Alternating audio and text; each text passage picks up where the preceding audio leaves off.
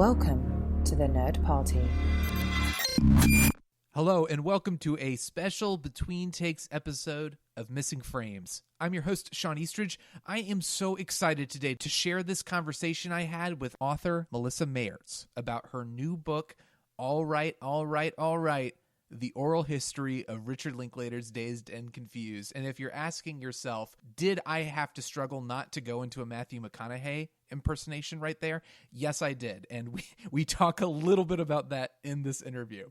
So just to give you a little bit of background on Melissa, she is a writer and an editor who's contributed to Spin, Rolling Stone, and Entertainment Weekly, amongst other publications. And she was also a founding editor at New York Magazine's Vulture website. So I just finished reading this oral history a couple of weeks ago, and I absolutely loved it. Like, I mean, I'm biased. I'm a huge Linklater fan, as many of you know, but it doesn't matter. I mean, if you're a fan of Dazed and Confused or Linklater or just film in general, you have to check this book out. It's such a great story, and Melissa got so many amazing interviews with people like Matthew McConaughey, Jason London, Ben Affleck, even the film's crew members and like peripheral people, like extras and people who are kind of just circling the film's orbit. Like Jason Lee has a connection to this film that I had no idea about. So Melissa and I discussed how this project got started, how initially Linklater was kind of reluctant to be involved because he's talked so much about Dazed and Confused, and he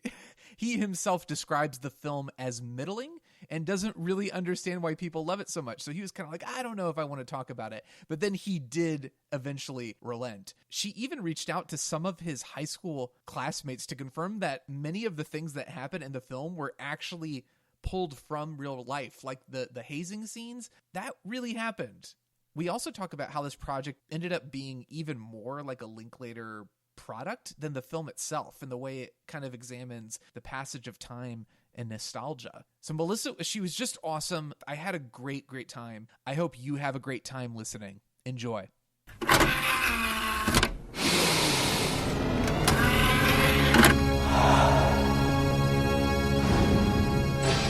Now available to own on video cassette. Okay, so Melissa, this is perhaps the most important question I will ask during this interview. How much do you struggle not to do a McConaughey impression when you say the title of this book? Because I've told people how amazing this book is. I'm like, you've got to read this book. All right. And you can hear it even right now. I just start to dip into McConaughey. So how hard is it for you personally? I just try and say it super fast so that I don't have to think about it, because I have the worst impressions of anyone ever. So I just kind of mumble, all right. I just hope that nobody you're like, it's an oral history of Dazed and Confused. What's it called? So. But good. people who have interviewed me, I've heard some really amazing McConaughey impressions. So I will leave that to folks like yourself. I'm starting to think this was the plan all along, just to make people do that, so you could kind of have a laugh at their expense. All right, I see what's going on here. How did you get introduced to Dazed and Confused? Do you remember the first time you saw it, and just did you love it immediately? Did it take a little bit of time before you really connected with it? So I saw it in the theater, and I was the same age as Mitch, I think, in the movie in 1993. And it kind of blew my mind at the time. I mean, it still kind of feels pretty different than what I was used to growing up in terms of teen movies. Like, I think I was so used to this idea of the 80s teen movie, the John Hughes teen movie, where things were pretty dramatic. Somebody was always in a major fight with somebody, or there was like a car crash, or there's some crazy party at some rich kid's mansion, or, things were really kind of dramatic. And Dazed and Confused was just the opposite of that. It kind of, the whole movie is just basically, kids in high school waiting for something to happen. And now I think of that as being very true to my high school experience. But I think when I was going into this in 1993, it just seemed like high school is going to be the coolest thing ever. Like, even though it took place in the 70s, it felt like the future to me. It felt like, oh, there's going to be drinking, there's going to be driving around, there's going to be, older kids. Like, it just felt really exciting. And now it just feels like, oh yeah, we spent a lot of time being bored. Yeah.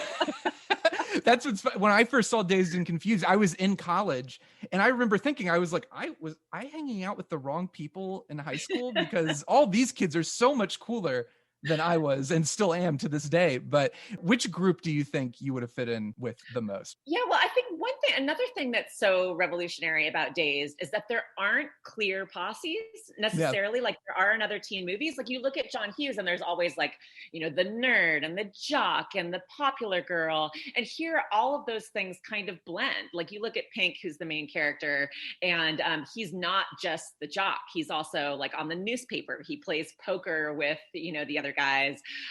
He smokes weed. He's a stoner who's also a jock, which I don't remember having seen in a movie before that. Yeah. But if I had to pick somebody, I think I'm probably closest to Tony, who's Anthony Rapp's character in that movie. I think I was kind of nerdy, maybe at the party, but not cool enough to be there, that kind of thing. How about you? Who do you think? I was going to say Anthony Rapp. Totally. Yeah. Anthony Rapp. Not even as cool as Anthony Rapp. Like I was somewhere between, like I was very Wiley Wiggins pretty much through high school, but even without the benefit of being able to play a sport. And I guess it's more who would I have been hanging out with. And it's definitely him and Marissa. Is it Marissa? Marissa and Adam. That's the group. I think not even being on their level, but just wanting to be in the car with them and hearing those conversations. There was a great line in the book that I never thought about, but I can't remember who said it. They basically mentioned all their scenes feel like the proto Linklater characters. Like you can totally see the seeds of Before Sunrise in their scenes together. Whereas everyone else is very like, yeah, let's go to the party. Let's do this. But most of like those, like just those kind of shooting the shit philosophy scenes kind of come from those car scenes. So I always, as a kid growing up, I was like, yes, please. I want to listen to all the ideas and things like that. It's a long way of saying that's who I would have been hanging out with. Well, what's interesting about those characters is I feel like Linklater kind of makes jokes sometimes that some characters in certain movies grow up to be characters in other movies. Like there is some kind of like interconnected Linklater universe. Obviously, I don't think he's doing that literally. I think it's because a lot of those characters are based on him and have a lot of autobiographical details to them. But I look at those characters in the car and I think somebody said in the book too, that you see like the seeds of Slacker, even though Slacker came out before that. You think that these guys in the 70s who are in the car talking about politics and conspiracy theories and all this might grow up to go to Austin, move from whatever small town it's supposed to be in Dazed in Texas to Austin and become some of the characters in Slacker. Like there's definitely kind of a through line in his movies of the types of characters who grow up to be other characters in other films. I mean, if you are pitching right now a Linklater cinematic universe, I am here for it. I am there. I had originally thought about writing a chapter about it, and then I was like, oh no, people are going to take this way too literally, and I can't do it. Well, how does something like this get started? Like, first of all, obviously you grew up loving the film, and this is clearly a passion project for you, but I imagine the challenge is Dazed and Confused is something that I was just watching interviews on the Criterion box set, was just so awesome. But you get this feeling of like, you would think all this material had been mined, and somehow you managed to get these gems of stories that I'd never heard before, that like some were familiar, but there were other things that were really, really amazing. But like for you, what were the challenges starting off? Because I know there was some talk when you were trying to convince Linklater to do it, and he was kind of like, I've talked about that, I'm good, I'm done. But like, how did you pitch it? Like, what did you say to really be like, no, I think I can come at this with a fresh angle? And then was it a matter of once you got Linklater involved, everyone else kind of fell into place, or how did that work exactly? Yeah, it's a good question. So you're absolutely right. I think I originally wrote to him before I wrote the book proposal because I knew I needed to get him on board at least for one interview, right?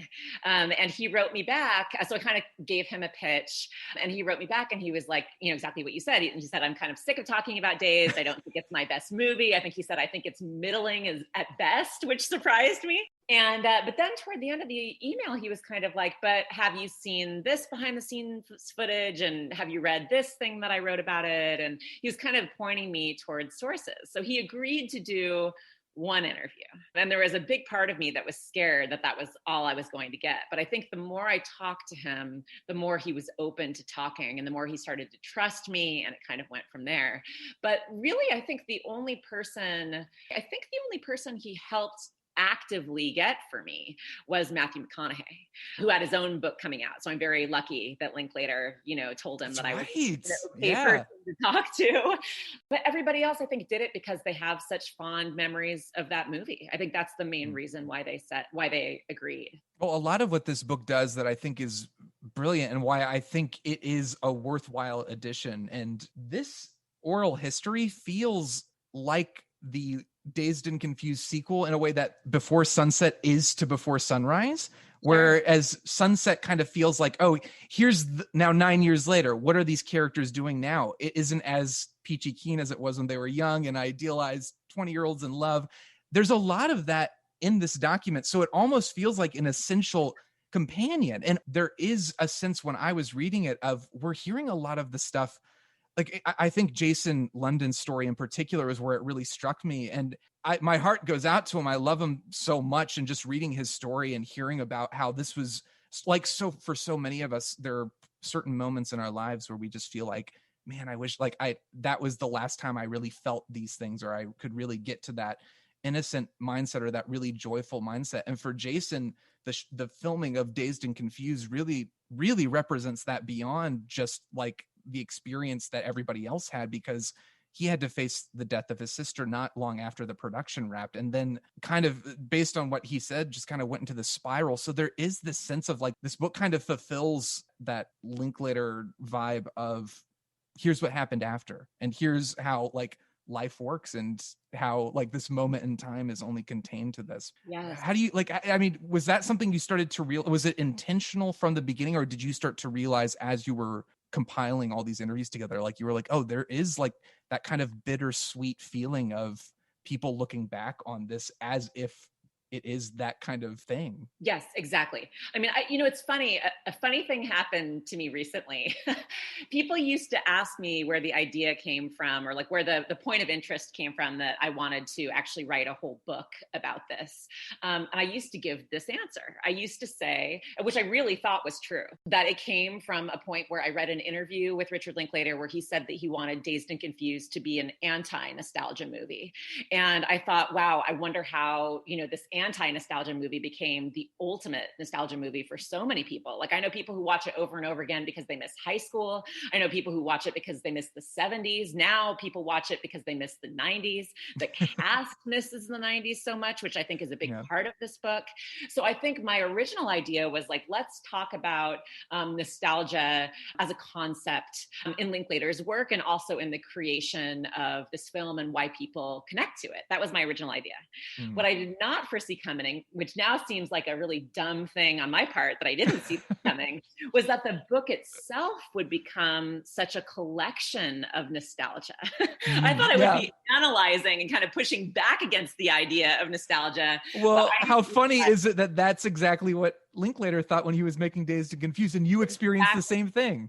I experienced the same thing. And then another layer on this is that just last week, I have a friend who's writing a book, and he asked me to send him the proposal. And I hadn't looked at this proposal for ages. And I sent it back to him, and I thought, there is nothing in here about nostalgia. Like, I really thought that was my original reason for writing this book.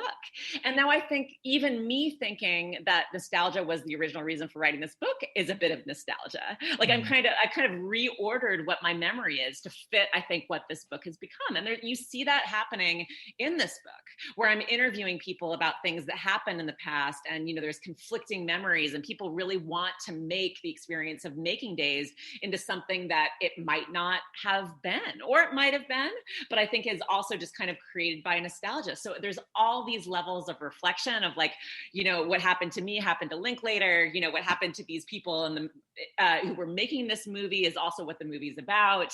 Like, there's just all these levels of nostalgia. Well, you should be very proud of yourself, because the fact that this can feel like part of that story, and not only that, but enrich the story, that's a pretty incredible accomplishment.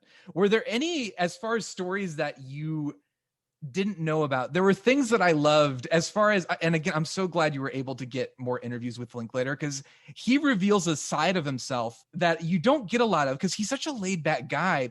But this film essentially was it was his first studio film. And it is the classic, like, David and Goliath cliche story of what happens when kind of the indie filmmaker, the hot new guy in town, like, let's snatch him up and give him $6 million to make our bigger, quote unquote, budget movie. And literally every single door slamming in his face, or every single argument, confrontation, every single obstacle that could come up in his way to prevent him from getting the vision he wanted. There is that story in there. And that was something I kind of knew about, but it wasn't as prevalent as in this document, and particularly just the stories of between him and Jim Jacks. Was there anything in there that really surprised you, where you're like, oh my gosh, I can't believe that even happened? Well, I was really surprised. I think somebody had told me that there was a rumor that Linklater had threatened to go up to the office of Tom Pollock, who ran Universal at the time, with a razor, and threatened to cut himself over these, over these problems he was having with the studio. And I thought, there's no way that's true.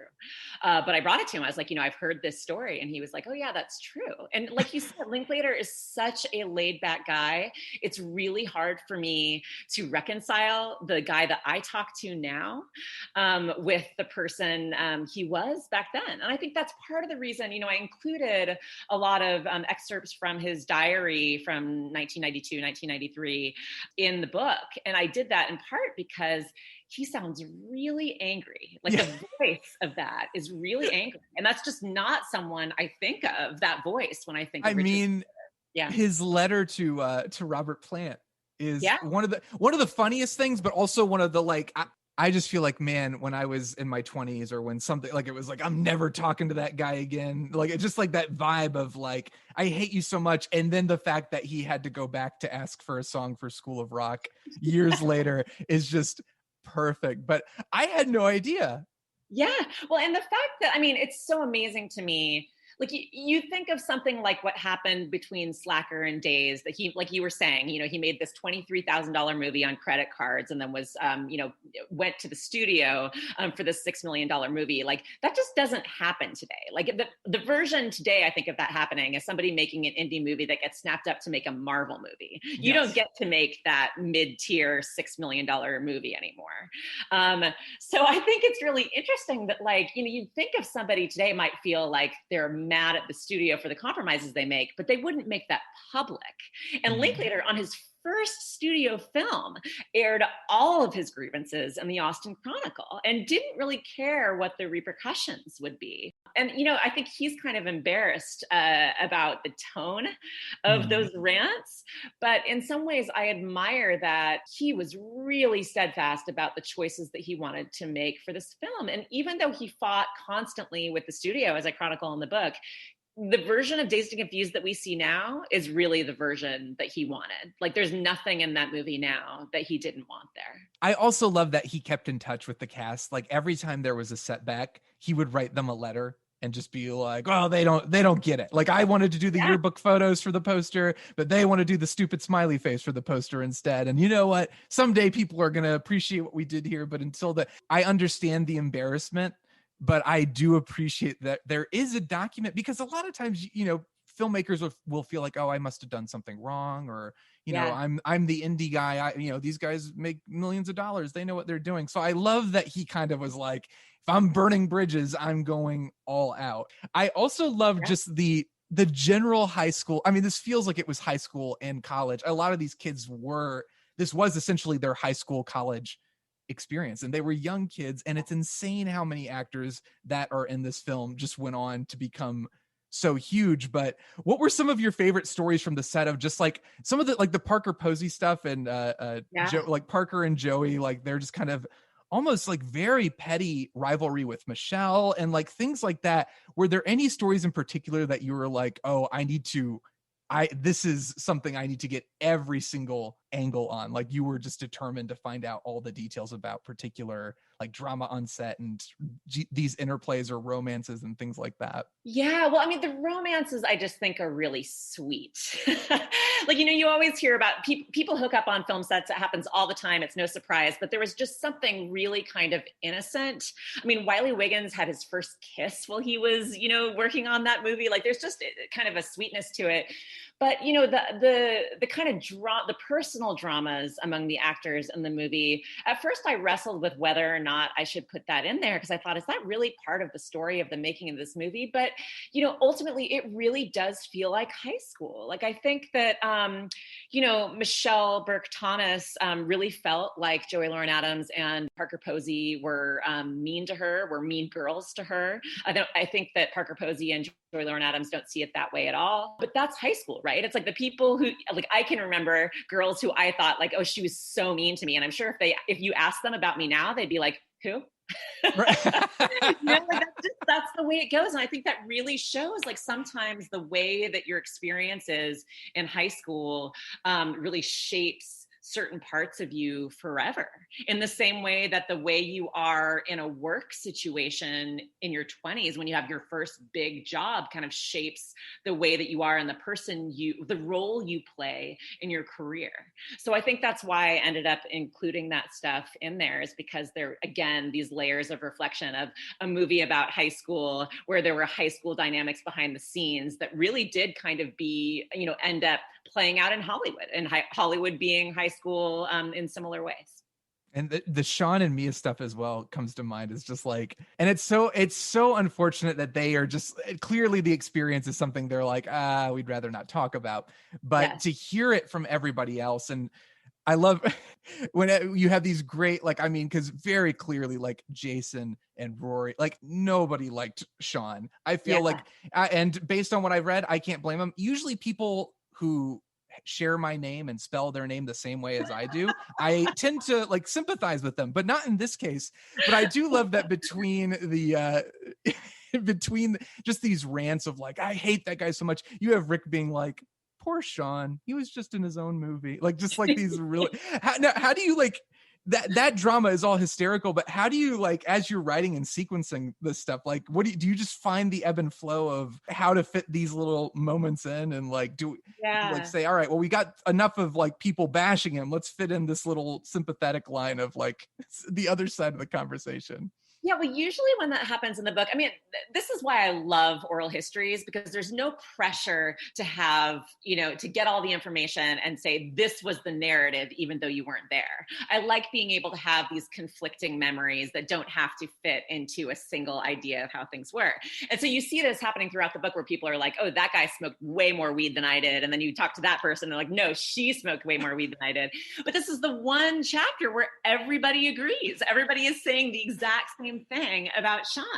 And I kind of like also that the oral history format mirrors the voice of Linklater's films. They are very dialogue driven. That's the best thing about them.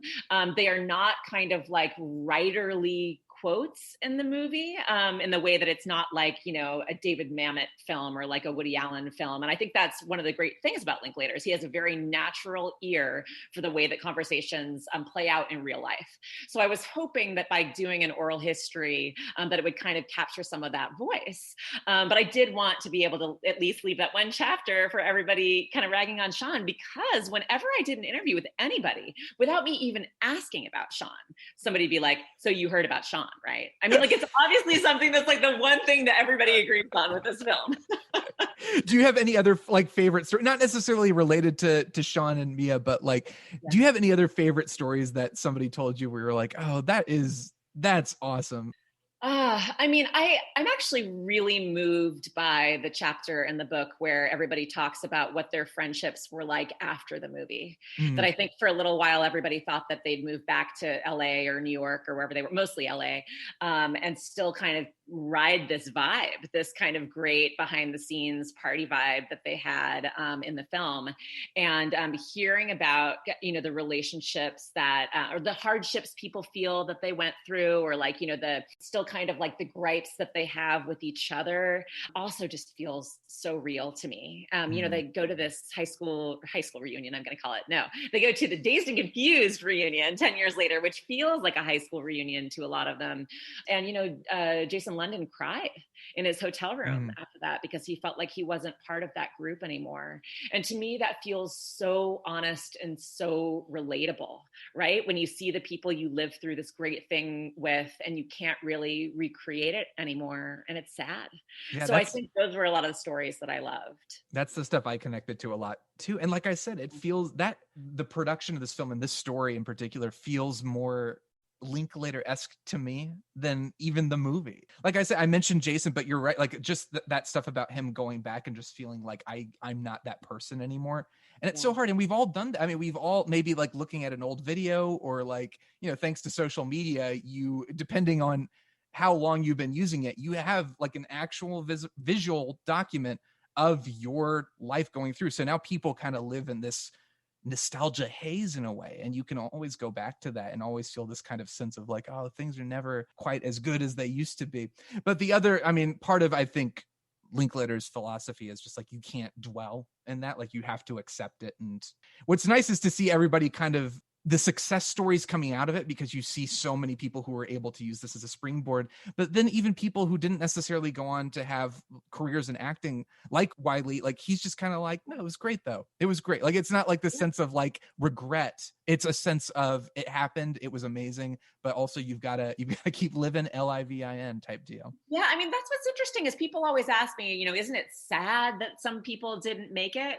And I think for the people who are sad that they didn't make it, it's sad. But I think there's lots of people in that movie who were just like, acting is not for me, and ended up doing amazing things in other parts of their lives. Like you said, like Wiley, who's at UCLA now, studying design, or Kristen Hinojosa, who plays Sabrina, the freshman girl in that movie, who's now an activist. Like there's certain people who are like, that was a great time, but I didn't need to do that forever. So I think, it's only sad if you think it's sad. Did you, at what point did you realize you had to actually go back and start to interview not all of them, but the high school friends? Oh, well, because that was another, I loved hearing the like, oh no, that really happened. That thing you thought was ridiculous. Because I remember seeing the hazing scenes and being like, this feels a little, I don't know how, this is weird and uncomfortable, but also like, this couldn't have happened. It was like, no, it really happened. And then hearing the stories about like people who actually were upset at him for putting it in the movie and saying like, yeah, that wasn't funny. That was like very traumatizing. But like, at what point did you start to realize, oh, I should maybe, did you know from the start you wanted to talk to high school? Or was it like you got one interview with one of his high school buddies and then you were like, I should look into this a little more because this is kind of a goldmine? Yeah, so I think it started because I think Rick had told me that the coach was inspired by a real coach that he had, and the coach that he had has passed away.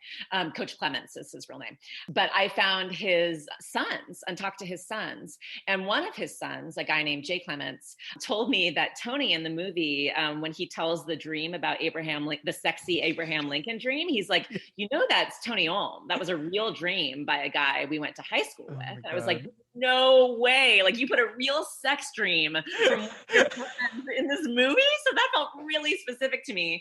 So then I called Tony Olm and he told me he's like, this thing is real. And so I think every time I talked to somebody who grew up with Rick in Huntsville, I would ask them, who's the next person I should talk to? And I talked to probably way more people than I needed to. I could have gone down that rabbit hole forever, but I think a lot of directors say, our films are loosely autobiographical or like all the characters are me. And I think a lot, Rick will say those things too.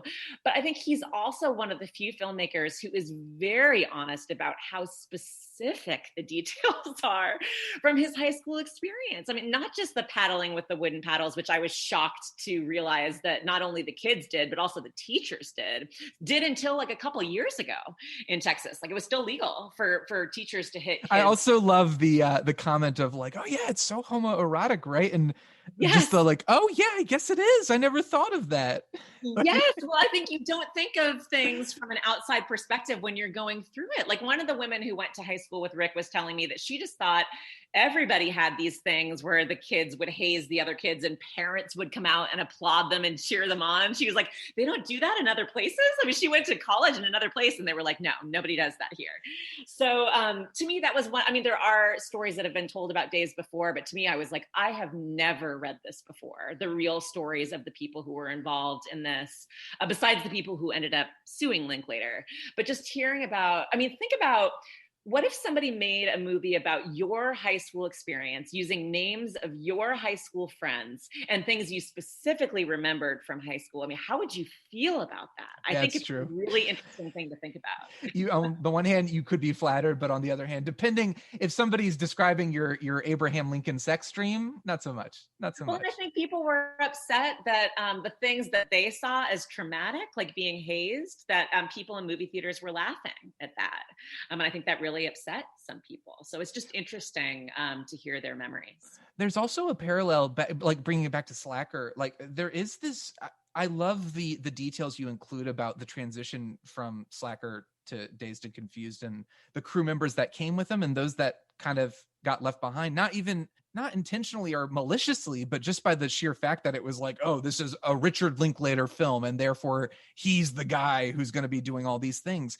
In a way, there's almost this kind of like, well, how dare he, like, you know, who does he think he is? And that's mirrored in the way I think part of the reason these high school classmates got like so worked up about it is partially because it's like, hey, that's, you know, who do you think you are to take my story and do that? But also in the same way, these crew members feeling like, well, hey, it was our movie too, and why did you get to run off with all the glory? There are interesting parallels there.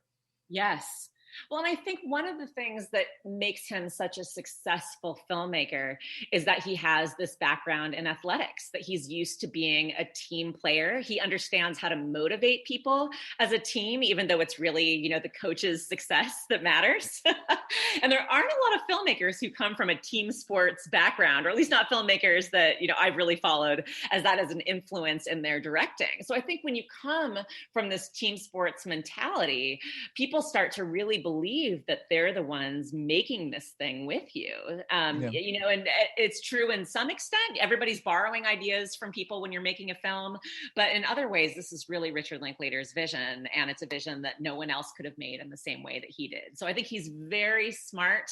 He makes things feel like a collaboration, even when they might not really be. And what do you think?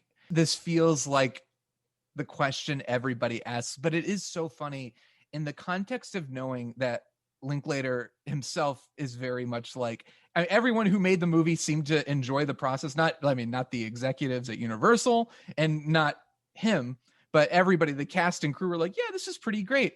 But he himself is like, it was great for them. Also, the movie's okay. What is it? What is it about Dazed and Confused? Like, what is it that makes people continue to latch onto it? Why do people continue to watch it and continue to hold it up in such high regard when even the filmmaker himself is like, there are other things I've done if you want to check those things out that I think might be better? Yeah, it's a good question. I mean, I think the answer is the same answer that you give about, you know, why did people from his high school sue him? It's because everybody sees their own specific story in the movie. You know, you talk to Andy Slater. There's a character named Slater, obviously, in the movie, but there's a real life Andy Slater who grew up with Richard Linklater. And he insists that some of the stuff about, you know, the conspiracy theories about the dollar bill and stuff like that came from real conversations he had. But I also know friends from my high school who said that they had that same conversation about George Washington and weed when they were in high school before Dazed came out. So I think the reason why everybody, or not everybody, but the people who love Dazed love it is because they see it's like, that's my high school experience. It feels intensely personal to people. You know, people will say, oh, you know, we had a moon tower, but it wasn't called the moon tower. It was called the Lagoon. Or like, you know, we listened to Southern rock, or like we drove around to Aerosmith. Aerosmith was big again in the 90s when this came out. Like people have very specific details that I think they see in the film. And I think that's why it has become, you know, the more specific it gets, the more universal it gets. And for you, I mean, this is your first book, right? Yeah, my first book. Yeah. That's really exciting. So what are the big things you learned from this whole experience? Oh my gosh. Is that a loaded question? Yeah. I mean, I think one of the things that I really respect and has been kind of transformative for me is hearing how Richard Linklater really has never done a project that wasn't personal for him. I mean, obviously there have been films that are, broader in scope or, will reach a bigger audience, but I mean, he's still making, films that are taking 12 years to make and, with the same small crew in Austin. And he's kind of an experimental guy.